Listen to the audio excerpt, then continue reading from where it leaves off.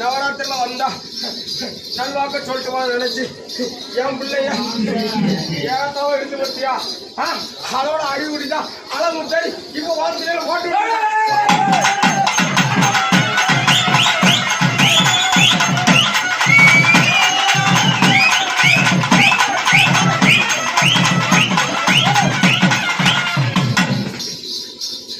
என் திருக்காம இருந்து 8 அணத்து என் சிலையில இருந்து 8 பார்வத்தோட என் கோட்டை வந்து சேருங்க. அடுத்த திருவிழாவோட அளவு சரி நீ எப்படி நடத்தி காட்டியும் அதோட பல அளவு சரி ஓட்டி காட்டுவேன்.